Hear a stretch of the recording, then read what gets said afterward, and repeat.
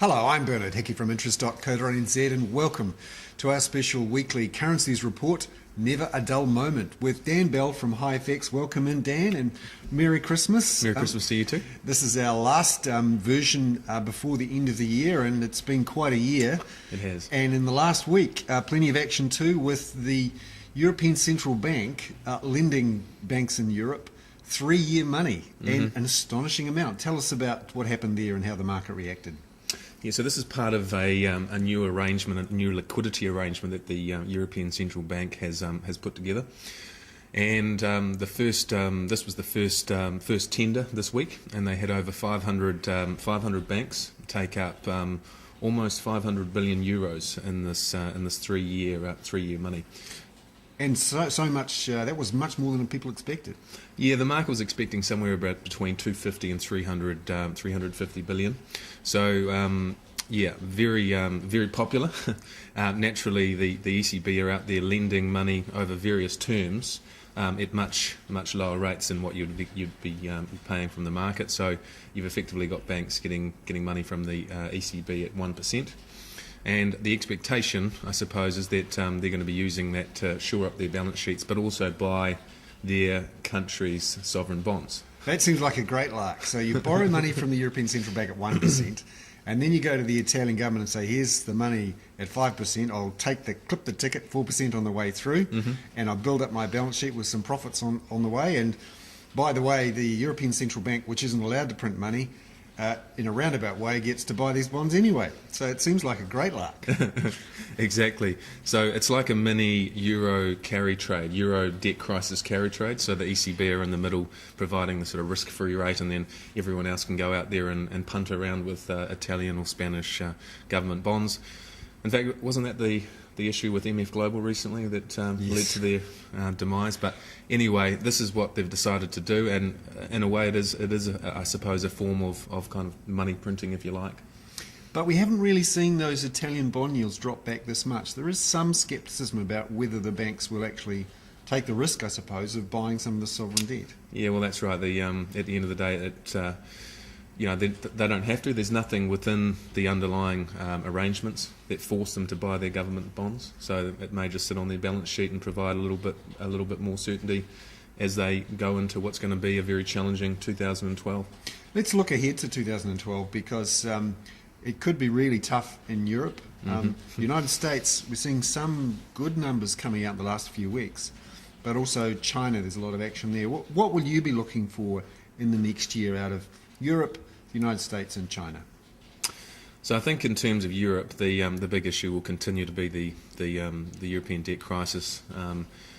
The European sovereigns have got over 800 billion euros in debt to roll over next year. And that money needs to come from somewhere. Obviously, a lot of investors have been tapped out. A lot of investors don't have confidence in the region. So that money's going to have to come from somewhere. We've also got European banks. European banks in the first quarter of next year, just in the first 3 months, need over 200 billion in additional funding. So again, if you're an offshore investor looking at Europe and considering all the tension and drama and crisis that they've had over the last 18 months, 2 years, they're going to be expected to step up again and try and fund this situation. So potential for more volatility. We started this year, and we're going to end pretty much where we started. But in between, we've had plenty of volatility, but not as much as we saw during 2008. So that's, I suppose, one of the risks, that next year we have more volatility than we had this year. Indeed, yeah, and certainly if the European debt crisis continues to get worse, we will see more volatility than we've had this year. To put things into perspective, the New Zealand dollar is actually finishing up this year, well, hopefully in the next sort of few days we'll finish up somewhere between 75 and 80 cents, same level as we actually finished in 2010. So, but along the way we've had this sort of 20% range. We've been as high as 88.50 in the Kiwi back in August, and we've been as low as 71.20 at the time of the Japanese earthquake and tsunami. So it has been another volatile year, but I do remind people that the New Zealand dollar tends to average volatility of around 20% in an average year. And as you mentioned, in 08 and 09, the swings were closer to 50%. So it could get ugly again next year. Hopefully it doesn't, but it's certainly going to be another interesting year. So a 50% swing in volatility next year, if we have some sort of meltdown in Europe. gives the potential for the currency to drop, maybe to 50, or things go really, really well, maybe up to, much higher than 80 again. Yeah, well, that's right. I mean, you'd argue if we keep sort of muddling through this drama in Europe, and they just keep doing enough to keep the wolves, off the door, so to speak. And maybe the US come out and decide to start printing money again. Well, naturally the New Zealand dollar will rise on that sort of announcement.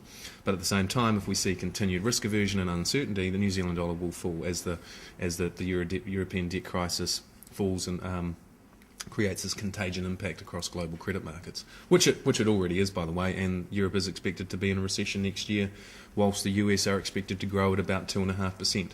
As far as China is concerned, well, everyone's watching the Chinese property market, and we know that prices have already started to come off.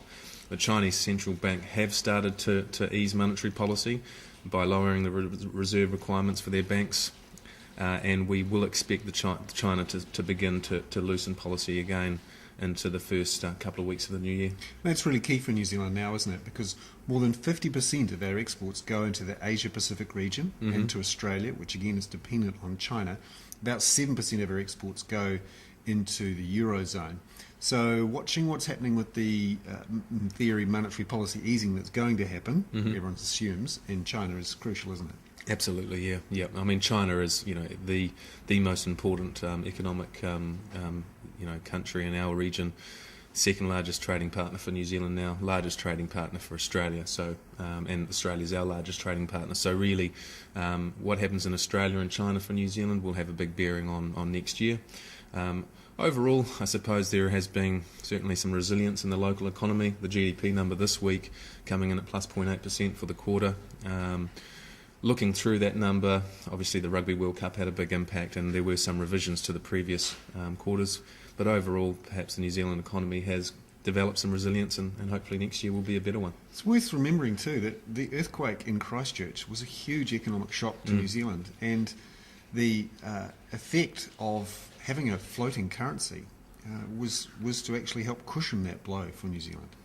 Yeah, it didn't all really come about in our favour, did it really? When you look back at the Christchurch earthquake at the beginning of the year, and then we had the Japanese earthquake and tsunami, two terrible events. We saw a period of risk aversion which had the New Zealand dollar into the low 70s, but then you had the New Zealand dollar well up almost to 90 cents in the months after that. So we really haven't had the currency move in our favour in terms of supporting our productive sector. Against the Australian dollar, we traded at a 20-year low this year, so that was a good thing for the economy and certainly favouring the exporters into Australia. But against the key US dollar, which is still the major currency for international trade, we are well and truly above any long-run average that you look at it. So, yeah, I mean, I think overall, most, I think, would like to see the currency a little bit weaker next year. If they're an exporter. Importers, maybe not. Well, importers just like it a little bit more stable. As long as they can account for the risk and make sure that they can budget for it, I think they'd survive. Overall, I think they'd probably like the currency to just sort of stabilise and be a little bit more consistent and less volatile. That relationship with Australia is really important, and you mentioned that the currency cross between the Australian dollar and the euro hit an interesting level this week. It did, yeah. It's made an all-time high against the euro. So the Aussie dollar traded to a high overnight of just under 78 euros. So the Aussie US is sitting around 101. The euro is still sitting around 1.3. And over the last few days, you've seen a little bit of calm come back into the markets. The Aussie dollar has had a little bit of a bounce. The Kiwi also having a bit of a bounce against the US dollar, settling around 77 cents or so at the moment. Aussie euro cross rate all-time highs, and the Kiwi euro not far off at sort of 59.5. So there must be a few Aussie tourists tempted to go to Europe for their holiday instead of New Zealand. Well, yeah. I mean, and I'm sure with what's happening in Europe, things are probably a lot cheaper at the moment than they have been in the past. So. Buy yourself a Greek island and come back.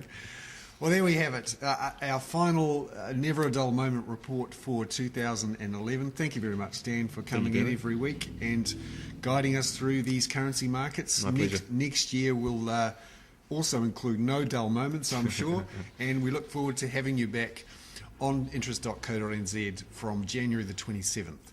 Thank you very much. Thank you. I'm Bernard Sounds good. Hickey for interest.co.nz. That was our weekly currencies report with Dan Bell from HiFX.